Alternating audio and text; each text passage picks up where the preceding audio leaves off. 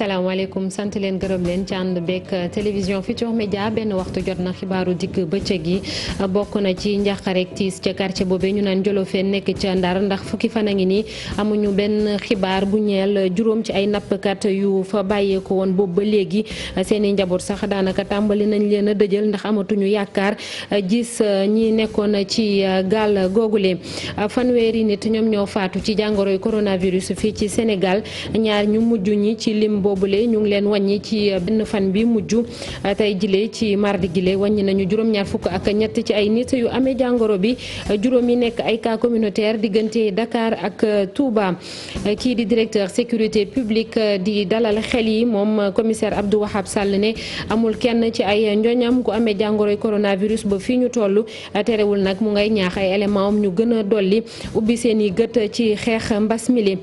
coow fële ca Medina Sabax askan wi di joxoñ baaram Touba seen maire ne dafa luuba lu toll ci fukki million ci koppar boo xam ne daal lañ ca namoon rek mooy jënd dundu jàppale ko njël yi seen yoxo jotul seen gannaaw ñu ne dinañ dem ca yoon kalaame maire ba lam ca tontu mooy yëf yi politique képp moom moo ko wundu ay nit yu doon defar ay faux billets ñu teg leen loxo fii ci Ndakaaru diggante Yoff ak Mbaaw ñu ngi yoroon ca ñoom lu toll ci $2 milliards daanaka ci euro boo koy xayma ci sunuy koppar egg na ci junni ak juróomi téeméeri milliards ci sunu xaalis ñu tudd ci ay kàngam ci wàllum politique dossier bi jamono ji mi ngi ci loxo procureur loolu lépp tënk la nees tuuti ñu yaatal ko.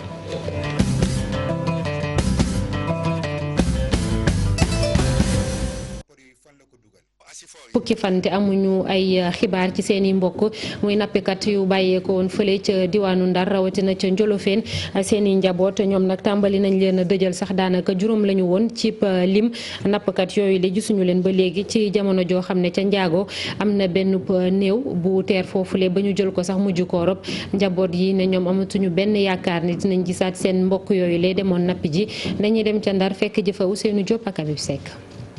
quartier bi di Njolofeen fii la mbir yi amee juróomi nappkat yi nga xamante ni dañu demoon géej seen gaal dafa daal di këpp ñoom nag ba léegi kenn gisu leen ñoom daan nañuy dëj juróomi nappkat yooyu nga xamante ni demoon nañu géej waaye nag bàyyi lépp ci loxo yàlla. bi moom wax dëgg yàlla moom dañu yaakaar dañu xaar ba xaar di moom instant bi wax dëgg yàlla amuñu espoir moom amatuñu yaakaar moom wax dëgg parce que gisuñu ko ñu jàppale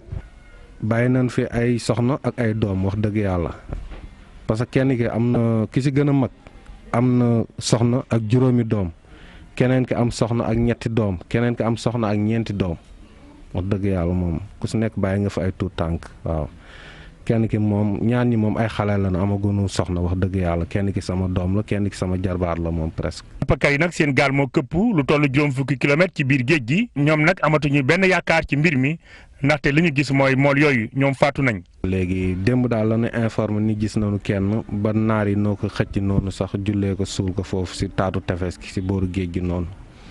waaw parce que instant bi seen koor yi moom war na mën génn mais instant bi luy suñu problème mooy bu nu amoon oto sax boo xam daal leen mën topp booru kii géej gi. waaw parce que bakkan dafa foor te bakkanu doomu aadama waxtu ma la ak des na bi nga xamante ni si géej gi la des waaw parce que géej amul bànqaas. ci juróomi nappkat yooyu ñett amoon nañ ci soxna bàyyi fi itam ay doom ñoom nag nee nañu démb la ñu jot xibaar ca njaago ni am na kenn koo xamante ni gis nañ ko faatu ba ñu rob ko ci booru géej ga ci seen i xalaat nag seen i doom yooyu kenn la ci ñoom. jërëjëf Ousseynou Diop dañuy wax ci mbas meeg tolluwaayam fii ci réewu Sénégal ci benn fan bu mujj bi rek wàññiwaat nañu yeneen ñaari nit yu faatu naka noonu lim bi toll ci fanweer ci bésub tey bile nag li ñu limite ci ay doomi aadama yi amee jàngoro yi coronavirus toll nañu ci juróom-ñaar fukk ak ñett ci lu ëpp daanaka juróom-ñeenti téeméer ci ay test yu ñu def bokk na ci ñu ne juróom-benn fukk ak juróom-ñett ci ay cas contact maanaam yi ministère de la santé doon topp ak juróomi cas communautaire ba fii ñuy wax ak yéen Sénégal wàññi na daanaka lu ëpp 2,000 ak juróom-benni téeméer ci ñi amee jàngoroy coronavirus ñi wér ak ñi wéragal ba léegi xayma tey jileeg docteur Marie Khemesse Ngom Ndiaye directrice générale de la santé.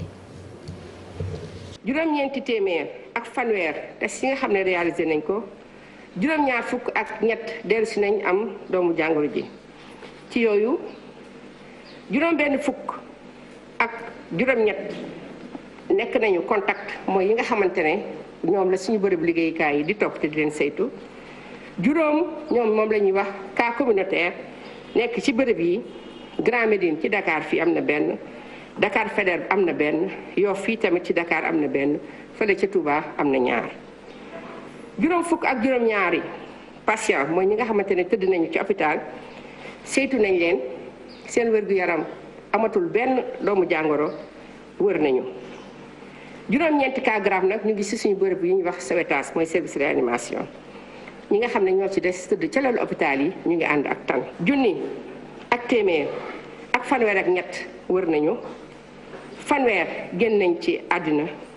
ci lalu hôpital yi tëdd tey jii ñu leen di faj ci ay doomu aadama ñu ngi toll ci junni ak ñeenti téeméer ak juróom fukk ak ñett. Sénégal nag suñu dëkk mu ngi am nakar ak tiis di wax ne amaat na ñaari doomu yoo xam ne génn nañu àddina. benn bi moom mu ngi toll ci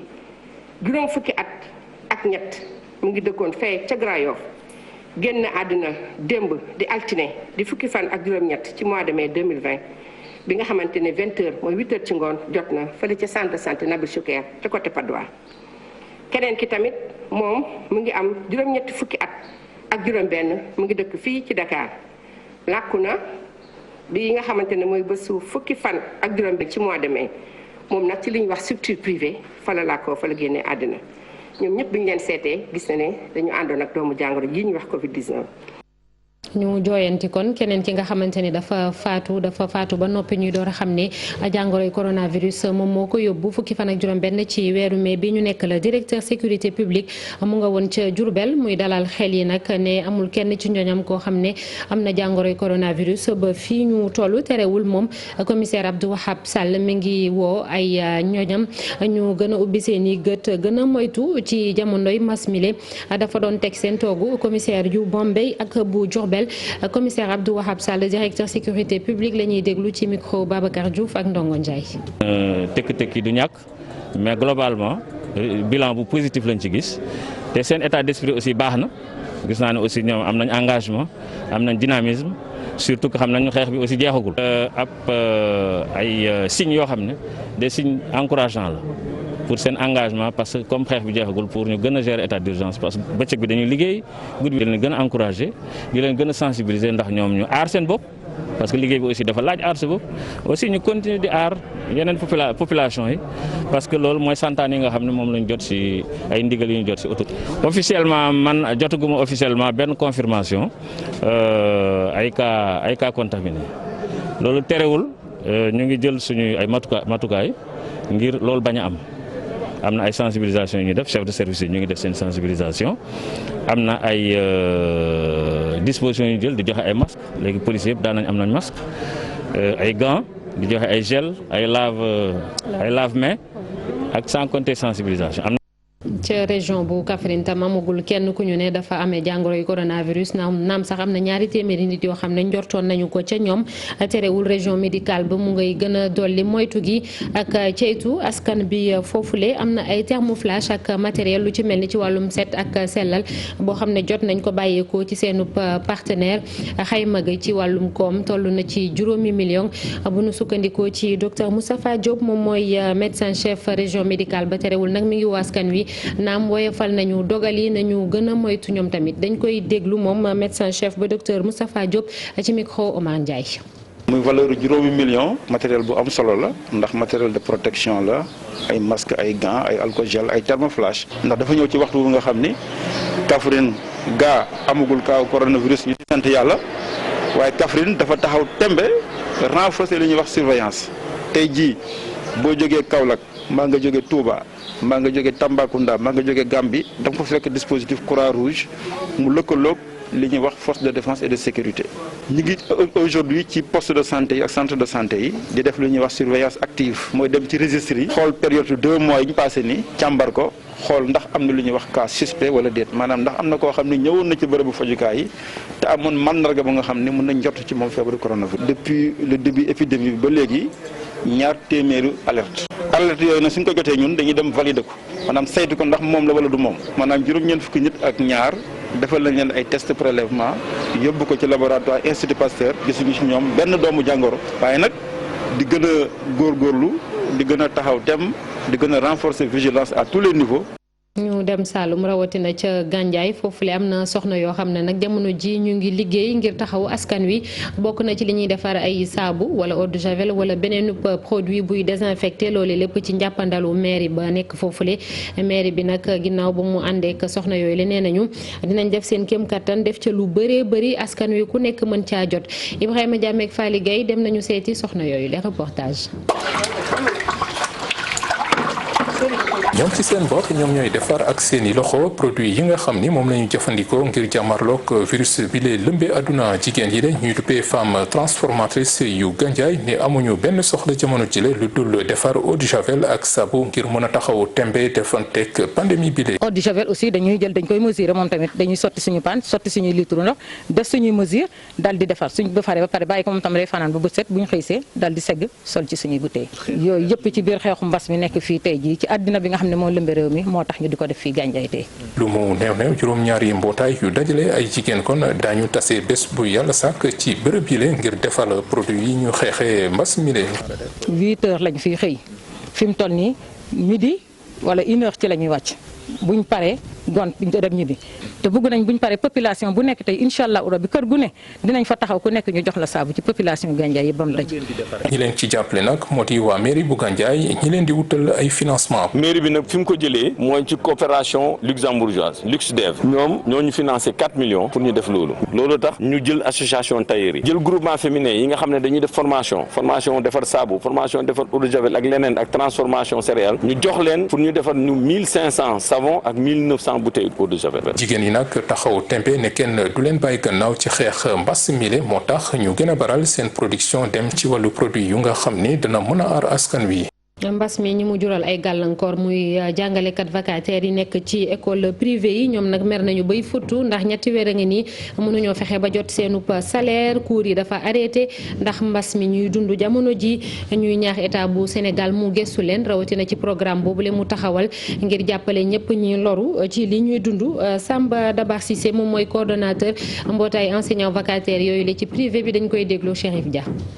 jafe-jafe yi nga xamante ne enseignant vacataires yi ñoo ngi koy jànkonteel fu mu toll ni mu ngi commencé depuis le 16 avril le 16 mars passé xam nga la date du 16 mars président de la république dafa jël dogal ni dañuy suspendre cours yi ci école publique bi comme privé bi enseignant vacataires yi doon ay enseignants yoo xam ni ay jàngalekat yoo xam ni dañuy seen fayeeku mu ngi aju ci nombre d'heures yi ñu def ci mois bi alors boobu ba naga ni defuñu cours tax na boobu ba léegi fayeeku wuñu donc loolu jural ñu ay jafe-jafe yu doy waar yu tolloo ko 3 mois de salaire de 3 mois yoo xam ni jotuñu payoor jotuñu salaire ci contexte boobu état bi nii dañuy reprendre cours yi le 2 juin alors que ñun suñu situation mu ngi gën a empirer wu ça va de mal en pis ñu bëgg li nga xamante ne mooy njiitu réew mi fii ak ñu dem le 2 juin prochain li nga xamante ne mooy le programme de résilience économique et sociale mu jagleel ci pàcc boo xam ne dana permettre enseignants vacataires yi nekk ci privé bi ñu mën a faire face ci ñu mën a jàkkaarloog wala ñu mën a régler jafe-jafe yi nga xamante ne moom la ñuy jànkoonteel ci jamono yi ñu toll. ci programme bi état bu Sénégal taxawal nag ministère bi ñu dénk lépp lu aju ci wàllum càmm moom jot na ci daanaka 7 milliards ñaaree nag ñu ngi ko jagleel jënd dund ngir càmm gi moom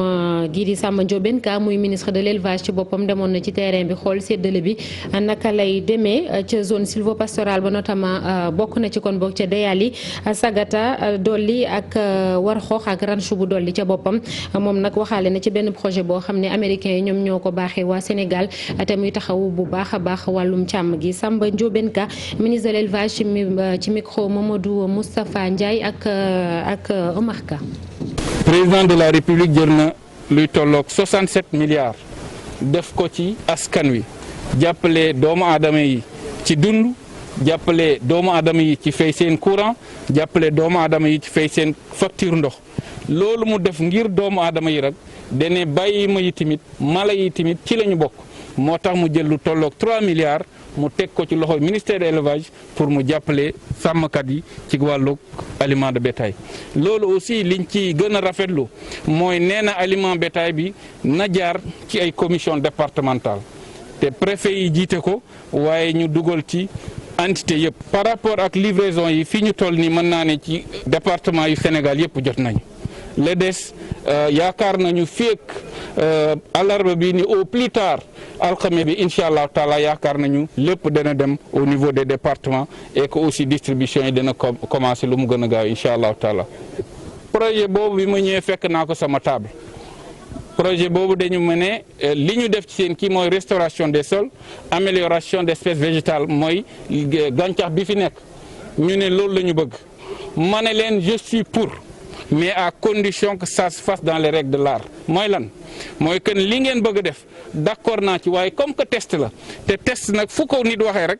am na une probabilité d'incertitude faible soit-elle donc sur ce plan ma ne leen je suis d'accord waaye ngeen def ko à petite échelle su ngeen ko defee à petite échelle mu concluant léegi su test yi concluant yi boobaa dinaa ne lii kat baax na kon nañ ko yaatal mais man en tant que ministre de l'élevage de surcroît fils de pasteur ma bokk fii nii ma xëy taf ma jël ak les investissements que le président de la République a fait au niveau de cette zone au niveau du ranch de Dolly mu jël luy tolloog 5000 hectares voire 16000 hectares jox ko une ONG américaine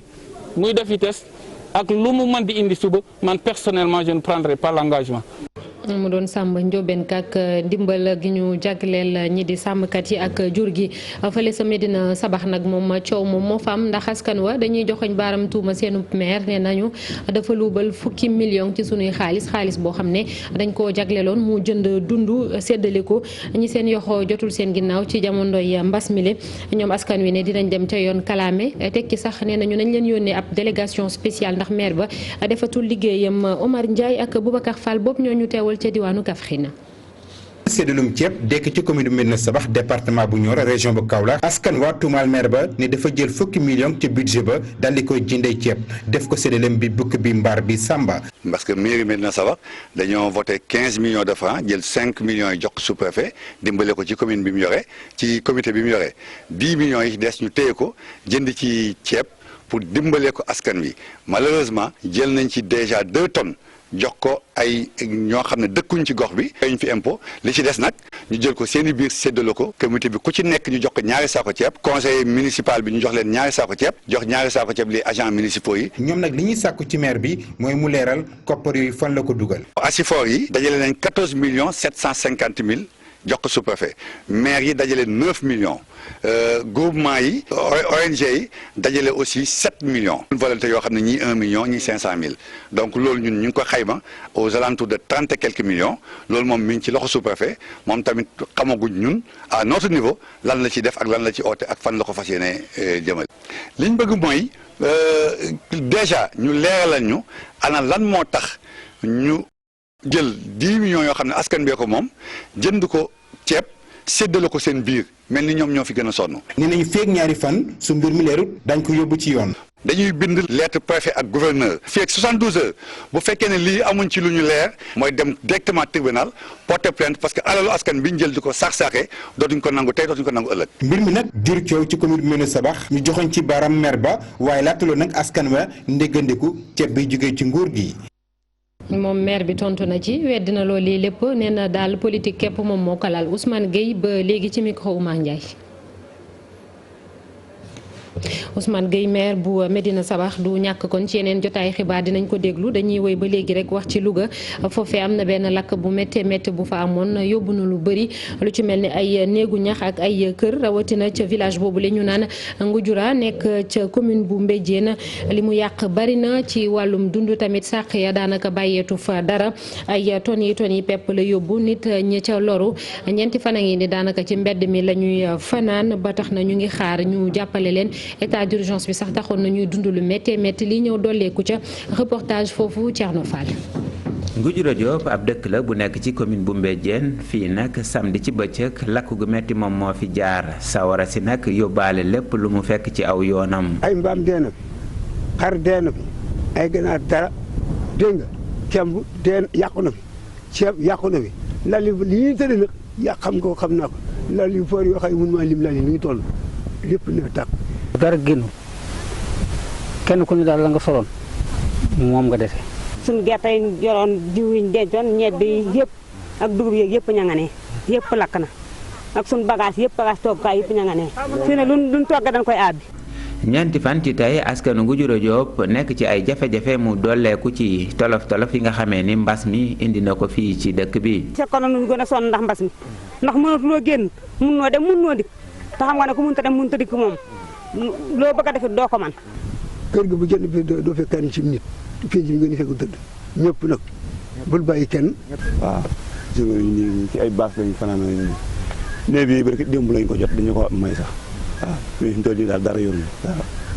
waa dëkk bi di tàllal loxo nguurug Sénégal ak képp nga xamee ne rek bonne volonté la ngir ñu jàppale leen ba ñu génn ci seen jafe-jafe yi nga xamee ni moom la ñuy dund ak koor gi lee. wax dëgg yaa am bay ba heure bi ñu denc ko ñu am benn karastoro bu dugg si am lu fi yàqule waaw métti na nag mais teewul ñu ngi sant mais autorité nag bu ñu mënee jàppale nag dañ ku ñu dimbali ñu jël moom wax dëgg yàlla lii moom xam nga ne métti na lii moom wax dëgg yàlla buñ la dimbali yaakaar naa doo ci mën a sa bopp dara ndax am na nooy def xamatoo looy def li nga yoroon dem na li nga dencoon lakk na ay ndimbal dong la ñuy xaar wax dëgg yàlla waaw ku ñu dimbali daal ñu jël. bëgg nañ na kun dimbali bu baax ci ki fi yàlla teg muy Macky Sall ànd noo kenn lu may moom ak sunu maire bi taxaw. lu toll ci juróom-ñeenti kër fanweer ak juróom ci ay néegu ñax ay toni dund ay semence matériel agricole lépp sawara si bàyyiwu fi dara. maire bu Mbéjéen fa yëf yi xewee nag moom li muy naqaru mooy ñàkk jumtukaay ci sapeur pompier yi ndax amoon nañu ay jafe-jafe sax ngir egsi ba foofule moom Thierno Dieng dégg ñaax état bu Sénégal mu xool ni muy jëflanteek waa kaw ga ndax ñaare dañuy sonn bu lu ni mel amee Thierno Dieng di maire bu Mbéjéen ci micro Thierno Fall ba léegi. mooy di ñaan population yi ñu gën a vigilant ci seen dëkk waaye nag buñ paree bu dogal amee ñu ñaan état nag mu vraiment mu matale. parce que tey jii ñu ngi ci 2020 di seetaan ab dëkk muy lakk ba jeex te amul lu ko fay ndax sapeur pompier yi amuñu oto bu mën a wàcc ci suuf si te wax dëgg yàlla oto bu mën a wàcc ci suuf si département bu Louga bu ñu demee ba ne amul loolu wax dëgg yàlla gàcce la ñuy ñaan autorité yi ministre de l'intérieur bu jëndati ay oto mook santé ñu jënd ay oto yoo xam ne yu mën a dem ci àll bi la. ci wàllu dund bi aussi tey jaaxle moo tax ñuy wax ndax dëkk bu mel nii. lépp lakk ak ñu xamoon situation bi nit ñi tolloon amuñu woon lu ñu lekk tey jii ñoom lañ yaakaar na su ñëw na far na nag dem donc daal ñu ngi ñaan gouvernement bi mu jàpp leen ci askan wi pour que ñun ñëpp ñu jàppalante ndax ay jullit lañ ay sénégalais lañ. ñu dellu ca Médina Sabax ak tontu bu maire ba ginnaaw ba yenn ci askan waa di sàkku càpp délégation spéciale foofu ndax ñu ne dafa jël lu bari ci ndimbal gi luubal ko seddali ko ñaka neex Ousmane Gueye maire bu Médina Sabax ci micro Oumar Ndiaye. mais loolu waxi politique la waxi soxor waxi iñaan bii mooy ñetteelu yoon daaw jéeg def na jël naa 10 millions jox ko secours jàngalekat yi. mbaa bu fekkee ne loi dafa am Sénégal ne porte plainte contre le maire. c'est accusation loolu mooy fulla ak fayda j'ai un budget classique koor leen ne secours indigène ci laay jël pour jàppale askan wi ak ko man dégg lu ma la wax ceeb bi danaa joxe tey danaa joxaat suba danaa joxaat gannaaw suba su ma cër la man may maire may exécuté woote naa 10 millions ma yokk ko ci dëgg la pour faire face à la maladie pour toute l'année ça ne veut pas dire que boo wootee 10 millions tey lekk ko tey feebar day évoluer ne porte plainte tey te na indi firnde moom dafa yaakaar ne damay jàppale askan wi ci mairie la jógee am naa suma xaalis bu ma neexee ma jox jàngalekat am naa ci droit c'est mon argent. ñu ngi leen ko doon wax ci ndorteelu xibaar yi ay doomu Sénégal lu toll ci juróom-benn ci ñoom la ñu teg loxo dañ doon defar ay faux billets fële ca diwaanu Mbao brigade recherche Faidherbe bu gendarmerie bu Faidherbe moo leen jàpp ñu ne nag ñoom la ñu yoroon ca koppar yéeme na loolu 2 milliards ci euro boo koy xayma ci sunu koom nag daanaka jege na junni ak juróomi téeméeri milliards ci sunuy koppar ci mbir moomu le tudd nañ ci ay responsable politique ñu ne dossier bi jébbal nañ ko procureur de la République jamono ji ci yeneen jotaayu xibaar dinañ leen ko leeral bu baax a baax ak Ndeye Aram Touré dañuy wax ci wàllum tàggat yaram moom it dund na lu métti waata ñi yëngatu ci tàggat yaram ak mbas mile changement calendrier ci ligue sénégalaise football professionnel nduruwul lu neex AS Pikine moom club boobu la ñu classé 6e ci tableau bi ba léegi nee na mu ngi fay salaire ay joueur mu nekk lu métti ndax daanaka recette amatul te championnat bi fas yéene na dooraat ci weeru novembre équipe bi ne nag moom mi ngi yaakaar ci li ñuy duppee ay play-off ak play-down ngir fexe ba mën a bokk ci jongante yi am ci continent bi reportage Abi Faye ak Modou Diop. gannaaw ba ñu tëjee les stades yi ba léegi AS Pikine tegagul tànkam ci pelouse bi di entraîner entraîneur bi moom niki tey la jëlaat service ñëw ci bureau ngir mën a xool ana yani pexe la war a lal ngir waajal ndawam yi nga xamante ne war nañu tàggataat seen yaram championnat bi war a dooraat teewul vice capitaine bi moom ci boppam it ne ba léegi mi ngi jéem a garder formam ngir rek bañ a bàyyandiku. AS Pikine donc voilà groupe WhatsApp boo xamante ni préparateur physique bi dama ko waxoon moom mu dugg ci bokk ci. di jox xale ay programme yoo xamante ni vraiment pour que ñoom ñu mën di yëngatu bañ a toog. dañuy waajal rek en tant que joueur rek dañuy waajal rek bu baax di waajal seen bopp pour équipe bi ñu mun ko jël fekkee loolu la ñuy def ñu pour équipe bi ñu mun ko jël yóbbu ko Afrique ñun loolu mooy suñu mbébét. teewul club bi mi ngi sàlloo ak ñoom dige yi ndax tamit seeni gafa mi ngi duun naam te it entraîné wuñu te compétition yi wàññeeku na bu baax. président bi yàggul trop ma dégganteeg moom le manager général aussi maa ngi dégganteeg ñoom déjà boobu ba léegi ñi ngi dugg ci fond bi ak xale yi. président bi jox nañu te bii am nañ ci yaakaar tamit di ñu jox ndax ñun période yi la ñu fayeeku. président bi gën na ko ñaawlu ndax tamit championnat bi fii ak weeru novembre la war a tijji mu doon juróom-ñeenti weer yu ñu war a xaar.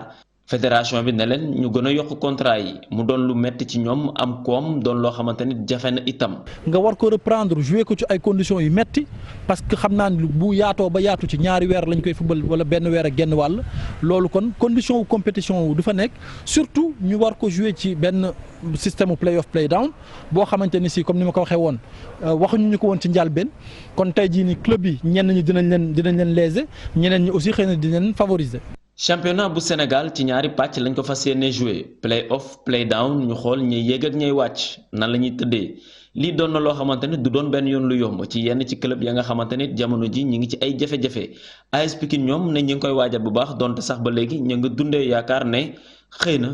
ñu dem ci compétition africaine yi.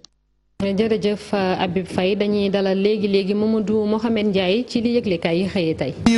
jërë ngeen jëf coowa ngi nii loo xam ne bu ñu moytuwul moo nara suul coowal coronavirus yi ci réew mi coowal faux billets la anki dina kay nañu faux billets yu toll ci 1291 milliards junni milliards ak ñaari téeméer ak juróom-ñeent fukk ak benn di ay faux billets gendarmerie ñoo ko jàpp ñi nga ko jàppee ci diggante Yoff ak Zac Mbao mu di leneen coowal faux billets lu nara wunnee ci réew mi ginnaaw bu Thione Seck beeg bu Seydina Fall Bougazelli anki dina kay nañu ci coow li ñoo ngi ci tudd ay faux marabout ak i homme politique l'observateur nañu ñaari homme politique yooyu ñu ci tudd ñaar lañu ñoo xam ne ràññee woon nañu leen lool ci nguurug Abdoulaye Wade gi ubbil yéenekaay bi junni ak juróomi téeméeri milliards yoo xam ne lépp ay faux billets la moom la ñu fekk ci ñoom sandarma yu section recherche bu fédéral bu ñoo leen teg loxo ca mbaaw fa la ñu leen tegee loxo ki jiite yëf yi maanaam cerveau bi l'observateur nee nañu Babacar Fall la tudd am na ñeneen ñu mu bokkal tuuma yi mu di Daouda Ndiaye Badara Fall Alioune Diop Mouhamadou Makhtar Lay Samb Fallou Cissé ak Mbaye Fall démb ci altine ji ci la ñu leen defeere ñoom ñëpp ay sénégalais la ñu raxul dara yu kenn raxul ca Zac Mbao fa la ñu leen jàppe ñu yore ñetti paquet yu amoon ay faux billets ci bii paquet benn milliard yi euro ci ay faux billets moo ca nekkoon ba ca des juróom-ñeenti millions yi euro beneen bi juróom fukki millions yi euro lépp toll ci 1500 milliards francs CFA ñaari homme politique yi ñu tudd ci yëf yi l'observateur nee nañu ñëpp leen xamoon ci nguurug Abdoulaye Wade kenn ki turam mi ngi commencé F santam S ki ci des turam mi ngi commencé P aw santam D kenn ki déposé woon na candidature am sax ci wote présidentielle yi wees ñoom ñaar nag journal bi nañu donte ñi ngi leen di tudd ci yëf yi taxul ñu yóbbu leen ca kanamu procureur Seydi mi jiite parquet bu Pikine ni sandarma yi yeeroo gaay yi ba jàpp leen nañu leen jàppee ak ba ñu leen jàppee la ñu leen wax lu ci nekk l'observateur jàpp na ko ba yeggeñu ko ñu yegg ci xët mu njëkk la Sénégal yi fekkaat fa coowal faux billets yooyee waaye moom